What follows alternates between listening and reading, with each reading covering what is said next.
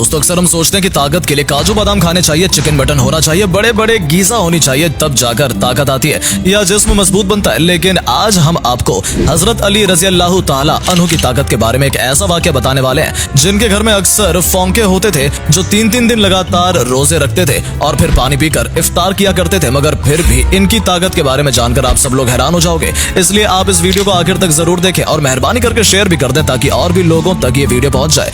दोस्तों जंगे बदर और जंगे ओहद के बाद में अल्लाह के करम से मुसलमान बहुत मजबूत हो गए थे। वहीं पर जो दूसरी तरफ जो कुफ्फार के लोग थे, जो मुशरिक लोग थे, वो कमजोर होने लगे थे। इसलिए वो चाहते थे कि किसी भी तरह से मुसलमानों के वजूद को खत्म किया जाए। इसलिए अबू सुफियान और उस वक्त के अरब के बड़े बड़े बहादुर आपस में मिल गए। इनमें अरब का एक बहुत बड़ा पहलवान भी शामिल था जिसका नाम अम्र बिन मरहब था, जिसने सैकड़ों जंगें लड़ी थी। वो अपने एक हाथ में ऊंटनी के बच्चे को पकड़ता था और दूसरे हाथ से हजारों के लश्कर को काटता था। फिर जनवरी 627 ईस्वी में इन तमाम मुशरिकों ने मिलकर मदीने की तरफ बढ़ना शुरू कर दिया। इस बात का इल्म जब रसूलुल्लाह सल्लल्लाहु तआला अलैहि वसल्लम को हुआ तो आपने अपने तमाम असहाब को बुलाया और फरमाने लगे कि एक तरफ अरब के सारे मुशरिक और कुफ्फार हैं, वहीं पर दूसरी तरफ हम इतने से मुसलमान हैं। बस अब अल्लाह की तरफ से फैसला होगा कि हक और बातिल क्या है। सारे असहाब ये सोचते रहे कि इतनी बड़ी फौज को हम मुकाबला कैसे कर पाएंगे। इतने में सलमान फारसी रजी अल्लाह ताला अन्हु ने फरमाया, या रसूलल्लाह, हमारे मदीने को 3 तरफ से पहाड़ों से घेर रखा है और सिर्फ एक तरफ से आने जाने का रास्ता बना हुआ है। अगर हम उस रास्ते पर एक बड़ा सा गड्ढा खोद देते हैं तो फिर कोई कुफ्फार खुले तौर पर मदीना पर हमला नहीं कर सकेंगे। इस बात को सबने बेहतर समझा और फिर सब लोग गड्ढा खोदने में लग गए। फिर 6 दिनों तक तमाम मुसलमान लगातार गड्ढा खोदते रहे। बिलाखिर मदीना की हिफाजत के लिए 5.5 किलोमीटर लंबी, 4.5 मीटर गहरी और 9 मीटर चौड़ी एक गड्ढा खोदी गई। और फिर जैसे अबू सुफियान, अम्र बिन मरहब और अरब के बड़े बड़े बहादुर मदीने के करीब आए तो उन्होंने देखा कि मदीने के बाहर एक बहुत बड़ा गड्ढा खुदा हुआ है। ये देखकर वो हैरान हुए और सोचने लगे कि इन लोगों ने आखिर इतना बड़ा गड्ढा खोदा कैसे है और अब हम मदीने पर हमला कैसे करेंगे। उसके बाद 6 हफ्तों तक मदीने से बाहर बैठे रहे। फिर अम्र बिन मरहम ने कहा कि ये तो मेरी तौहीन है। इतना कहते हुए उसने अपने घोड़ों को उस गड्ढे में उतार दिया और जैसे जैसे करके उसने गड्ढे को पार किया और मदीने में पहुंच गया। फिर चीख चीख कर कहने लगा, ऐ मुसलमानों, झूठे खुदा के दावे करने वालों, अगर हिम्मत है तो आकर मुझसे लड़ो या फिर मेरे हाथों मारे जाओ। ये सुनकर सारे मुसलमानों ने अपनी नजरें झुका ली और खामोश हो गए। इतने में हजरत अली रजी अल्लाह ताला खड़े हुए और कहने लगे, या रसूलल्लाह, आप मुझे इजाजत दीजिए, मैं जाऊंगा। तो आपने फरमाया, ए अली, बैठ जाओ। तुम्हें पता भी है सामने कौन है, सामने अम्र है। तुम इसे टक्कर नहीं दे सकोगे, तुम इसके टक्कर के नहीं हो। अभी तुम्हारी उम्र ही कम है।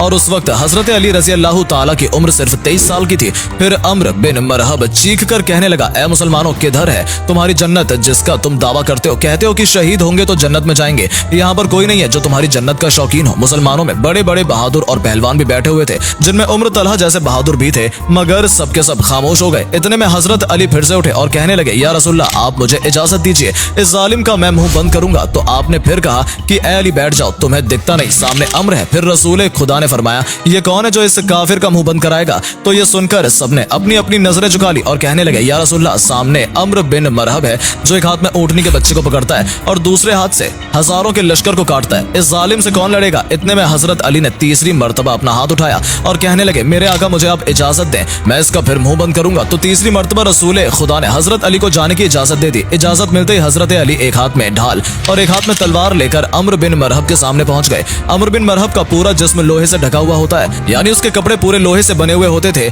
यहाँ तक कि उसकी टोपी भी लोहे की होती थी। मरहब अपने सामने हजरत अली को देखकर कहने लगा कि तुम कौन हो और यहाँ पर क्यों मरने आए हो? तो ये सुनकर हजरत अली रजी अल्लाह ताला अन्हु ने कहा, मैं हैदर कर्रार हूँ, मेरी माँ ने मेरा नाम हैदर रखा है। दोस्तों, हैदर कहा जाता है एक माहिर शेर को और कर्रार कहा जाता है पलट पलट कर हमला करने वाले को। इसलिए आपका लक़ब हैदर कर्रार था, यानी पलट पलट कर वार करने वाला शेर। अम्र बिन मरहब फिर से कहने लगा, जैसे तू आया है वैसे ही वापस चला जा, मैं बच्चे को मारना नहीं चाहता।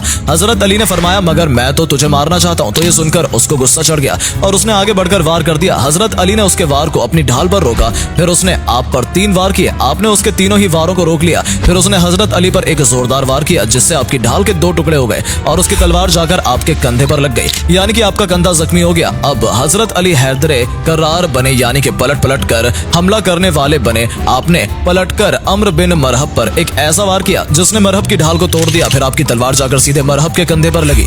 मरहब के लोहे के कपड़ों को चीरते हुए आपकी तलवार ऊपर से नीचे गई, यानी कि आपकी तलवार ने जिस्म के 2 हिस्से कर दिए। उसकी लाश पर पांव रखा और कहने लगे, तुम मुझसे क्या मुकाबला करोगे, पत्थर का पुजारी और मैं हूँ रब ए मोहम्मद का गुलाम। दोस्तों, उसके बाद रसूल खुदा अपने कुछ सहाबे इकराम के साथ यहूदियों के बड़े किले पर पहुंचे। यहूदी उस उस किले में रहकर मुसलमानों के खिलाफ साजिश रचा करते थे। आपका काफिला यहूदियों के किले के पास 7 दिनों तक रुका और सुबह लड़ाई होती और शाम को खत्म हो जाती, लेकिन कोई नतीजा नहीं निकल रहा था। यह देखकर अल्लाह के रसूल ने अगले दिन अपने सारे असहाब को जमा किया और इरशाद फरमाया कि कल की सुबह मैं ये इस्लामी परचम उसके हाथ में दूंगा जिसे अल्लाह और अल्लाह के रसूल खूब मोहब्बत करते हैं और वो भी अल्लाह और उसके रसूल से मोहब्बत करता है। यह सुनकर सारे सहाबाए इकराम रात भर सो न सके। वो इसी सोच में थे कि सुबह ये इस्लामी परचम किसके हाथों में होगा। उसके बाद सुबह हुई, सबके सब जमा हुए। रसूल खुदा ने मजमे पर एक नजर डाली, आपको उसमें हजरत अली नजर नहीं आए। तो ये देखकर आपने पूछा कि अली कहाँ है। उनमें से किसी ने कहा, या रसूलल्लाह, अली की आंखों में जलन हो रही है, वो बीमार है। यह सुनकर रसूल खुदा ने फरमाया कि अली को बुलाओ। फिर हजरत अली उसी हालत में रसूल खुदा के पास आए।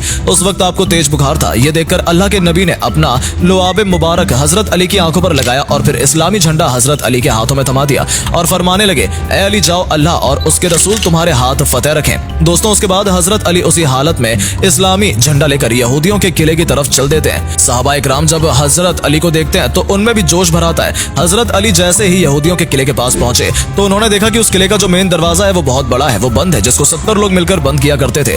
हजरत अली रजी अल्लाह ताला अन्हु के फिर एक हाथ से तलवार चलाना शुरू कर दिया और एक हाथ से उस दरवाजे को हिलाया और उखाड़ दिया और सहाबाए इकराम से कहने लगे कि आप सब किले के अंदर दाखिल हो जाओ। फिर हजरत अली एक हाथ से उस वक्त तक दरवाजे को उठाए रखा जब तक कि तकरीबन 600 सहाबाए इकराम किले के अंदर दाखिल नहीं हुए। फिर जब सारे सहाबाए इकराम किले के अंदर दाखिल हो गए तो फिर हजरत अली ने उस दरवाजे को इतनी जोर से दूर फेंका कि कई गज दूर जाकर गिरा। तो दोस्तों, जिसकी ताकत 70 लोगों के बराबर थी वो हजरत मौला अली रजी अल्लाह ताला अन्हु थे। इसलिए तो हम अपने मुसलमान भाइयों बहनों को ये सिखाते हैं कि कभी कोई वजन चीज ना उठे तो या अली कहकर उठा लिया करो, क्योंकि या अली कहने से बाजू में तुम्हारे दम होगा मगर कुव्वते हैदरी तुम पर आ जाएगी। दोस्तों, उम्मीद है आपको आज का ये वाकया बहुत पसंद आया होगा।